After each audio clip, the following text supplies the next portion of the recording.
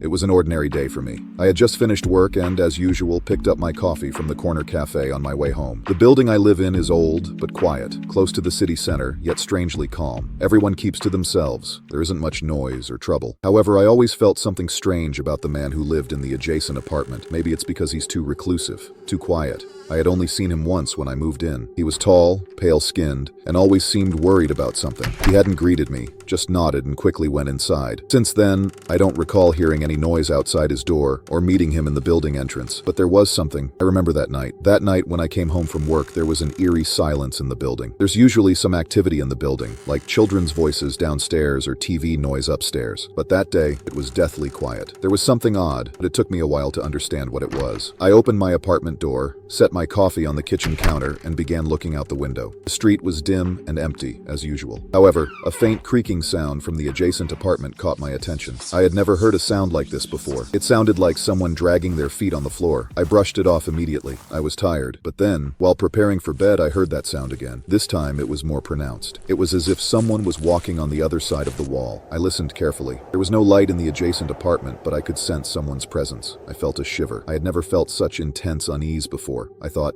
maybe he had a guest. In the following days, the sounds continued, but I still didn't see the man. I started to listen carefully to his door when I went to work. Nothing. Everything seemed normal, but the sounds gradually increased. One night, while preparing for bed again, I heard a woman's scream, a fleeting scream, then silence. I couldn't make sense of it. It was so brief that I thought I might have imagined it. The next day, as I was leaving the apartment, there was a large suitcase in front of the adjacent apartment's door. I didn't see the man again, but the suitcase didn't look ordinary at all. It looked quite heavy, with its wheels leaving marks on the carpet. For a moment, my heart started to race. That scream and this suitcase. I thought about knocking on the door to find out what was going on, but somehow I held back. Then that night, a police car parked in front of the building. Two police officers headed to the adjacent apartment's door. They knocked on the door, but no one answered. They knocked again several times. Finally, they broke the door and entered. I felt a tightness in my chest. As I tried to understand what was happening, a few minutes later, a police officer came out of the adjacent apartment and approached me. "Sir, have you seen anyone in this apartment?" he asked. I was confused. "No," I said. "I've never seen this man." The officer nodded and thanked me before leaving. A few hours later, an ambulance arrived in front of the building. The suitcase, that big suitcase, contained a body, a woman's body. No one knew how long she had been with that man in the adjacent apartment, but that scream I heard that night was inside that suitcase.